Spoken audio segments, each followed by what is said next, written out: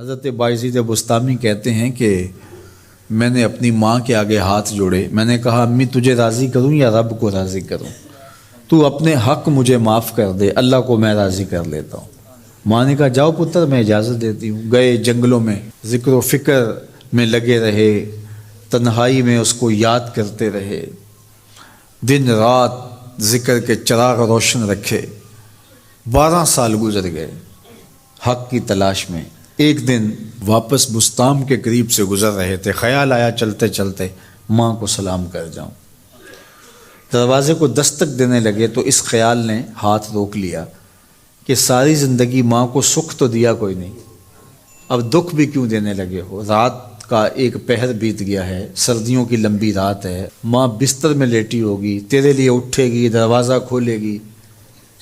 دروازے کے ساتھ ہی لگ کے بیٹھ گئے اور ساری رات کاٹ دی، اس خیال سے کہ ماں کو تکلیف نہ ہو۔ جب سحری کا وقت ہوا تو اندر سے جو نالی آتی تھی اس نالی سے پانی آیا، سمجھ گئے میری ماں تہجد کے لیے اٹھی ہے اور وضو کا پانی ہے، تو فوراً دروازے پہ دستک دی۔ اندر سے آواز آئی بیٹا بایزید میں ابھی آئی۔ مائیں بیٹوں کے دستک کے انداز سے جان لیتی ہیں یہ کس بیٹے کے ہاتھوں کا لمس ہے۔ 12 سال کے بعد آئے، دستک دی، کہا بیٹا بایزید میں ابھی آئی۔ ماں کی تو نگاہیں ہی دروازے پہ رہتی ہیں۔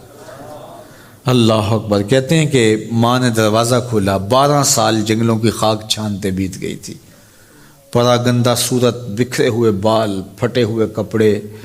میری ماں کی جب نگاہ میرے پہ پڑی تو اس کی چشمان سے موٹے موٹے آنسو ٹپکنے لگے، اور اس نے ایسے ہاتھ پھیلا کے کہا مالک میرا بیٹا بایزید تیری طلب میں نکلا تھا، تو نے ابھی تک اسے اپنا قرب نہیں دیا۔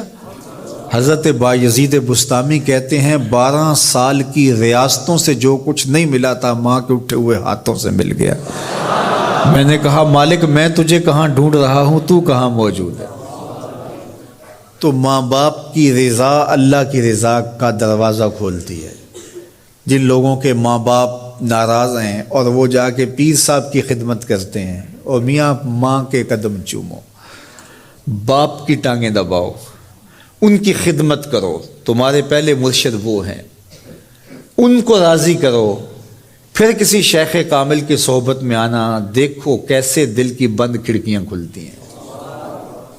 ایک مرشد تو ناراض کر آئے اور دوسرے مرشد سے تمہیں کیا ملے گا؟ تو راستہ یہیں سے کھلے گا۔ والدین کو کبھی ناراض نہ کرو، والدین کو کبھی دکھ نہ دو، والدین کو کبھی تکلیف نہ پہنچاؤ، اور والدین کو بھی چاہیے کہ اپنی اولاد کو اپنا نافرمان نہ بنائے۔ ایک بزرگ فرماتے ہیں کہ مجھے برابر 30 سال ہو گئے ہیں کہ میں اپنی اولاد کو کوئی حکم ہی نہیں دیا، کوئی حکم نہیں دیا۔ کوئی چیز مجھے چاہیے بھی ہوتی ہے تو میں بصیغہ امر نہیں کہتا، بلکہ ایسے ہی بات کر رہی ہوں۔ پانی چاہیے تو یہ نہیں کہتا بیٹا پانی لے کر آؤ، میں ویسے کہتا ہوں پیاس لگی ہوئی ہے، تو اگر وہ سمجھ جائے اور وہ خود لے آئے تو اچھی بات ہے، لیکن اگر وہ نہ لائے تو میں نے اس کو حکم ہی نہیں دیا، امر ہی نہیں کیا، تو اس امر کی مخالفت ہی لازم نہیں آئے گی۔ تو کہا 30 سال برابر گزر گئے ہیں، میں نے اپنی اولاد کو حکم نہیں دیا کہ کہیں وہ میری نافرمان نہ ہو جائے، چونکہ اگر وہ نافرمان ہو گئی پلے کچھ نہیں رہے گا۔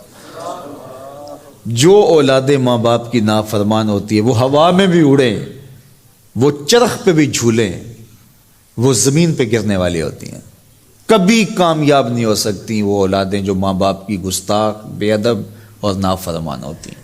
وہی اولادیں سرخرو، کامیاب اور کامگار اور بامراد ہوتی ہیں جو ماں باپ کی خدمت کرتی ہیں، ماں باپ کی دعائیں لیتی ہیں۔ وہ ایک بچہ ماں باپ کے پاؤں دبا رہا تھا، تو ایک بچہ ایک بر اعظم میں، دوسرا دوسرے بر اعظم میں، تیسرا تیسرے بر اعظم میں بڑے بڑے کاروبار کر رہا تھا۔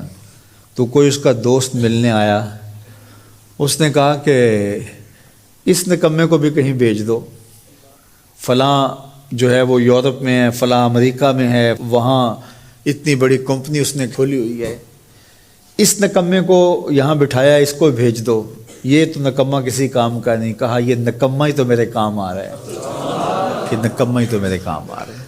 تو اولاد خوش نصیب ہے کہ اپنے ماں باپ کی خدمت کرے اور ان کے ساتھ حسن سلوک کرے۔